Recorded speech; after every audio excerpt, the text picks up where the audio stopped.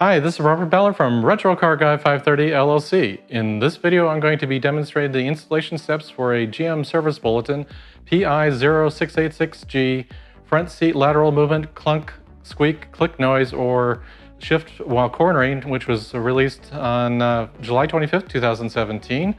And this includes all model years of the Chevrolet SS Sedan. Initially, the earlier versions of this bulletin only went up to the 15 or 16 model year, I believe. I know it applied to my 15 SS Sedan. And then when I got my 17 SS Sedan, I wanted to make sure I didn't have the issue, because in my 15, I ended up having the front seat would kind of shift a little bit as I would corner the vehicle. This bulletin was then modified to include all model years of the Chevy SS Sedan and other vehicles. There's other Chevy models that are included in it. So I decided when I purchased my 17 SS Sedan, it hadn't demonstrated the problem yet, but I decided to get the clip. It's only a few dollars for the clip. It's a zip tie and some PTFE based lubricant Super Lube. The bulletin calls for a aerosol version or equivalent. I ended up purchasing the tube version here, so I'll go through the steps to install this and get it zip tied correctly on your Chevy SS Sedan, be it the driver's side or the passenger side. So after the intro and information disclaimer, we'll go over the list of supplies and then get the camera underneath that seat. It's going to be a little difficult getting a clear shot, but I'll do my best to be able to demonstrate the steps. It's just a few minutes to do this, and hopefully it helps eliminate any problems in your Chevy SS Sedan.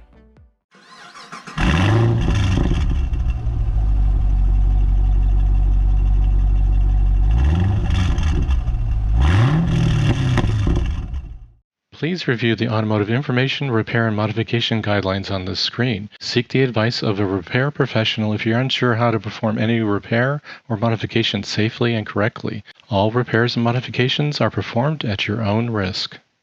Here are the parts and supplies that you'll need to complete the work in PI0686G bulletin from GM. It includes the clip itself that you'll need to order and the tools to install the zip tie to secure it. There's also the need for a Super Lube PTFE based lubricant, which GM identifies in the bulletin. This is the tube version of it. There's an aerosol version that they identify in the bulletin, but it says or equivalent. I tend to prefer not to use aerosols within the vehicle in case it goes in places I don't want it to go. So I use this, and I'll use some toothpicks or a toothpick to apply it in the appropriate location. And since it is something that can cause skin irritation and eye irritation, I'm going to be wearing gloves and protective glasses just to make sure I don't get too wild while I'm applying it and get it on my skin or in my eye. So with this, we'll get underneath the seat and take a look at where this goes. The lubricant is actually used to lubricate a white clip that's on the crossbar that this clip goes onto. And it's also necessary for the later model years to modify this clip. As you can see, this one's already been modified where I've taken, actually on the driver's side it would look something like this, where this is towards the outside of the vehicle. There's an additional piece on the crossbar that this clips onto.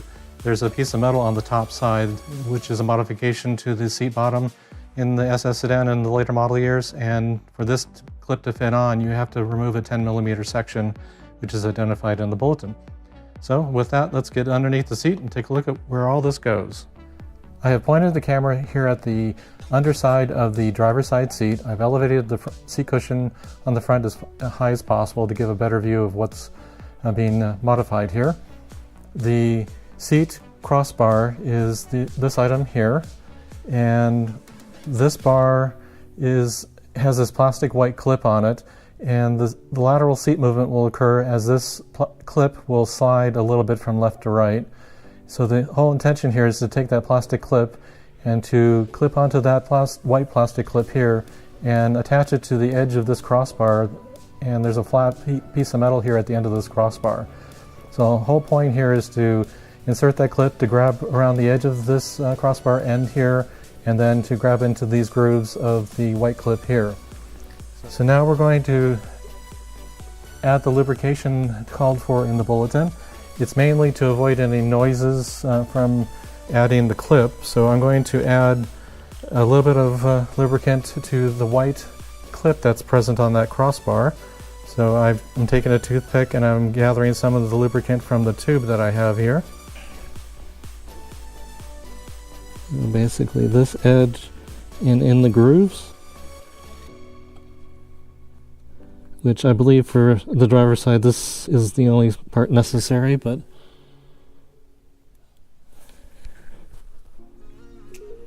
if you're using the spray lubricant, you're supposed to spray this in this section here. Okay, now we have that in place. Now we're to take the clip and see if we can insert the clip. If we can't, we may need to use a flat blade screwdriver to move the clip that's on the crossbar to the side a little bit to narrow the gap so that the clip will properly engage the edge piece here and the groove on the white clip here. The next item we need to look at here is whether the crossbar has a modification to it, which includes a metal tab being welded onto it. So with mine being a 17 model year, it does have that modification. So let's go up here and you can kind of see it in the picture here. There's a little metal tab welded to the top of the crossbar. This was, I guess, a modification to hopefully alleviate this problem, but it obviously did not, since they expanded the model years to include this model year. So with that piece being there, it requires the clip to be modified. So I had to remove the plastic portion that was identified in the bulletin. They stayed about 10 millimeters. I found that 10, at least in my particular seat, wasn't quite enough. Otherwise the edge would flare up on top of that metal piece and it wouldn't necessarily engage the crossmember fully when I first insert it. So I removed actually 12 millimeters on mine. Start with 10 and see if it fits correctly on yours, but you may have to remove just a little bit more like I did on mine. If you're working on an earlier model year vehicle that doesn't have the additional piece of metal on the crossmember, then you don't have to remove anything from this particular clip. So let's go ahead and insert it. We've already added the lubricant to the white crossmember clip, white clip. So we're going to, this is the part that engages the edge piece on the crossmember end plate, and these are the sections that engage the white clip.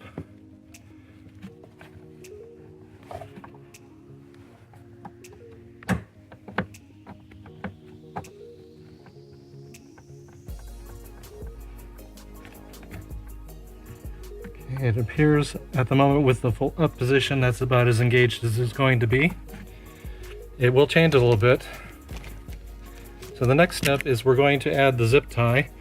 And the original one that I showed you in the list of supplies, it was an 8-inch, and that actually, when I tried filming that using that 8-inch one, it wasn't quite long enough to get it fully looped over and catching the end piece of the zip tie to start pulling it tight. So I now have a 14-inch that I've taken and I've actually pre-bent to have this curvature to it, which allows me to insert it over the top of the clip and the crossmember and let it droop down so my fingers can catch it and then pull it out so I can then engage the zip tie.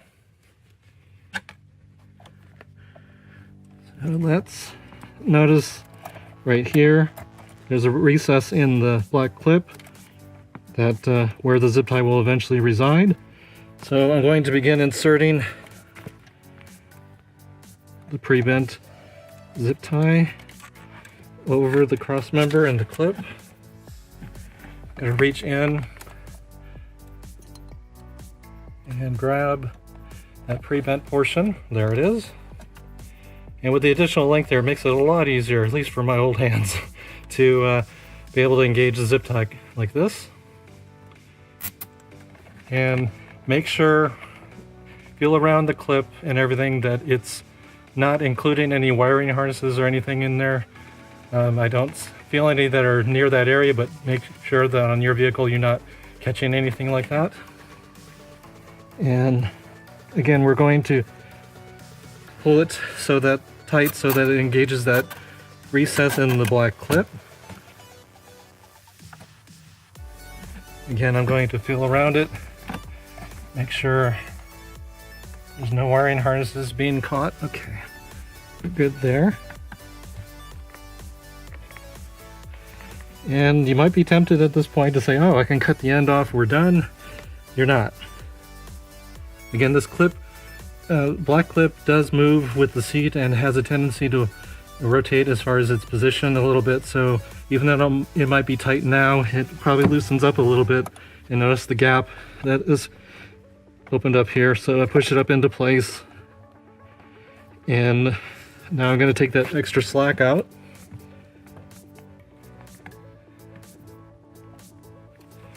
Okay, and I'm going to leave the extra amount there for now. So I'm going to run it up and down, make sure the clip stays engaged like it should. That's all the way up. And we are engaged on the end plate. That's all the way down. We're still engaged here and here. Back all the way up. And it looks good. So now that we've tested all positions and it's tight in all positions, I'm going to now cut off the excess with my cutter here. And again, make sure you don't have any wiring harnesses engaged with your cutter here. And there we go. Again, up and down, it should stay engaged all the way through. Again, the objective is to make sure that this white clip cannot move left or right on the cross member, which is hopefully going to prevent your seat from having any lateral movement or causing any noises or anything while you're cornering. So with that, we've completed the installation of the retaining clip for your front seat bottom on your Chevrolet SS Sedan. Hopefully you find this video helpful. If you do, hit that like button. Please subscribe to the channel if you haven't already, and thanks for watching. If you like this video, smash that like button. If you're stopping by the channel for the first time, please subscribe to the channel. Click that bell icon to get notified when I upload new videos. Please follow Retro Car Guy 530 on Facebook, Instagram, and Twitter. Thanks for taking the time to visit the channel, and I'll see you in the next one.